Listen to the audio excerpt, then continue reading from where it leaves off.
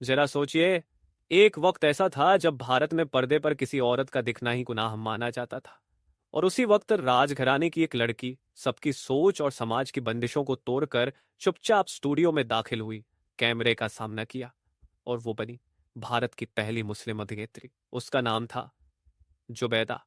ये कहानी सिर्फ एक अभिनेत्री की नहीं है, ये उस औरत की कहानी है जिसने पर्दे पर अपनी मौजूदगी से इतिहास रच दिया। यह कहानी है जोधपुर की राजकुमारी जुबैदा की, जिसने सिनेमा को सिर्फ देखा नहीं, बल्कि उसकी नींव में अपना नाम पत्थर की तरह कर दिया। साल 1911, जोधपुर, बड़े बड़े किले, रेत की धरती और राजसी ठाट बाट के बीच जन्मी एक नन्ही बच्ची, जुबैदा बेगम। जुबैदा कोई आम लड़की नहीं थी, वो थी सर जैनुल्लाह खान की बेटी, जो जोधपुर स्टेट के नवाब और अंग्रेजों के काफी करीबी माने जाते थे। उनकी माँ फातिमा बेगम, एक ऐसा नाम जो आगे चलकर भारतीय सिनेमा की पहली महिला निर्देशक बनी।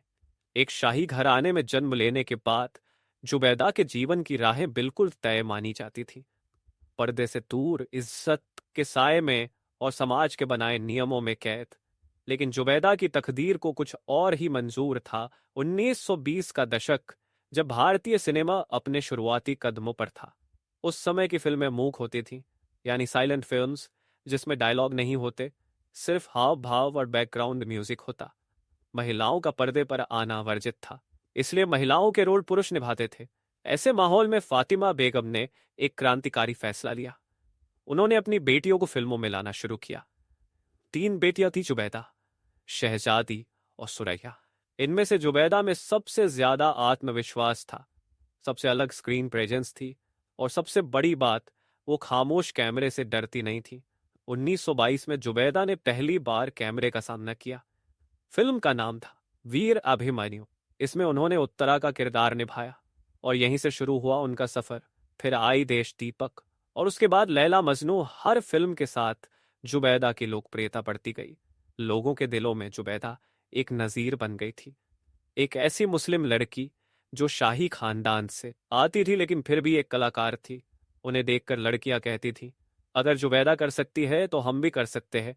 साल 1931, भारतीय सिनेमा के इतिहास का सबसे बड़ा मोड़। इस साल आई भारत की पहली बोलती फिल्म आल हमारा। इस फिल्म की हीरोइन थी जुबैदा। आप सोच सकते हैं उस वक्त का रोमांच, जहां लोग पहली बार किसी फिल्म में डायलॉग सुन रहे थे, गाने सुन रहे थे, और उस पर्दे पर एक महिला की आवाज गूंजती है, दे दे खुदा के नाम पर।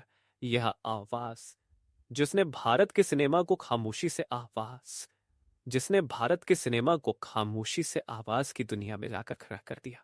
आलमारा सिर्फ एक फिल्म नहीं थी, यह एक ऐतिहासिक घटना थी, और उस घटना का चेहरा थी जुबैदा। जुबैदा ने जब फिल्में करनी शुरू की, तब समाज ने उंगलियां उठाई। शराफत वाली लड़की पर्दे पर कैसे जा सकती है? शाही खानदान की बेटी नाच गाना करेगी। लेकिन जुबैदा ने किसी को जवाब नहीं दिया। उनका जवाब था उनकी अदाकारी। उन्हें फेरी क्वीन और स्क्रीन गॉडेस कहा जाने लगा। उनका पहनावा, स्टाइल, मेकअप, सब कुछ लोगों के लिए फैशन स्टेटमेंट बन गया। वो सिनेमा की पहली ऐसी अभिनेत्री थी जिनका नाम हर आम और खास की जुबान पर था। कामयाबी की चमक के पीछे दर्द भी होता है। जुबैदा की शादी हुई मुंबई के मशहूर वकील और राजनेता सर मलिक से। शादी के बाद उन्होंने फिल्मों से दूरी बना ली, लेकिन जुबैदा का दिल वहीं था, स्टूडियो की रोशनी में, कैमरे की नजरों में। शादीशुदा जिंदगी उतनी सुकून भरी नहीं रही जितनी दिखाई देती थी। परिवार, सामाजिक दबाव और महिला होने की तमाम बंदिशों ने उन्हें धीरे धीरे फिल्मों से अलग कर दिया। सितंबर 1936, जुबैदा एक ट्रिप पर थी। रास्ते में उनकी कार को एक्सीडेंट हुआ, और वही एक्सीडेंट जुबैदा की जिंदगी का आखिरी मोड़ बन गया। महज 25 साल की उम्र में वो दुनिया से चली गई।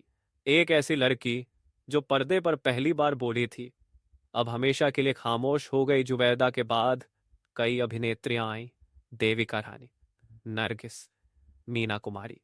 लेकिन जो रास्ता जुबैदा ने बनाया, उस पर ही सब चली। उन्होंने रास्ता खोला था उन लाखों लड़कियों के लिए जो सपने देखती थीं कैमरे के सामने आने का। उनकी माँ फातिमा बेगम भारत की पहली फीमेल डायरेक्टर बनी। उनकी भांजी रानी जीनत बेगम भी फिल्मों में आई। और सबसे दिलचस्प बात, जुबैदा के खानदान की एक और बेटी आगे चलकर भारतीय इतिहास की बड़ी हस्ती बनी, रजिया सुल्तान, जो बाद में मशहूर बनी राजनीतिक दुनिया में। जुबैदा सिर्फ नाम नहीं, आंदोलन थी। आज जब हम सिनेमा की चमक देखते हैं, बड़े बड़े अवार्ड्स, सोशल मीडिया, ग्लैमर, तो हमें याद रखना चाहिए इसकी शुरुआत किसी ने खामोश कैमरे के सामने खड़े होकर की थी। किसी ने समाज की बंदिशें तोड़ी थी। किसी ने बोला था, मैं पर्दे पर बोलूंगी, चाहे दुनिया चुप रहने को कहे। वो कोई और नहीं, वो जोधपुर की जुबैदा थी,